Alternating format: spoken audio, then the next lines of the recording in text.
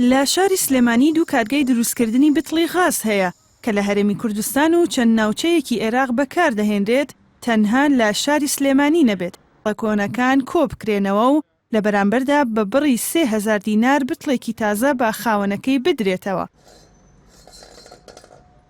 چەند جۆر بتڵ لە ناو بازاڕەکانی غازفرۆشتندا هەیە لە هەرێمی کوردستان وەک بتڵی عێراقی کە بتڵە کۆنەکان و جۆرێکی تری بتڵ کە زیاتر لە هەولێر و دهۆک بڵاو دەکرێتەوە. ئەو جۆرە تازەیەش کە ئێستا هاتوۆتە بازاڕەوە بە وتەی فرۆشیارانی غاز ستاندارد نییە و سەرکڵاوەکانیان زوو تێک دەچن.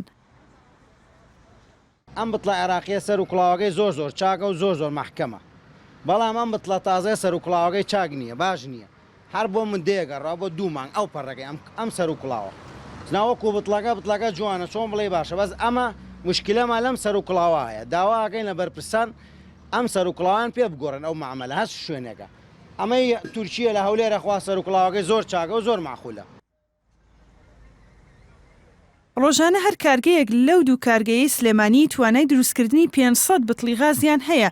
بە وتەی بەڕێوەبەری گەشەپێدانی پیشەسازی لە سلێمانی ئەو کارگانە بە پێی ستانداردی عێراقی و لەژێر چاودێری کۆنتڕۆڵی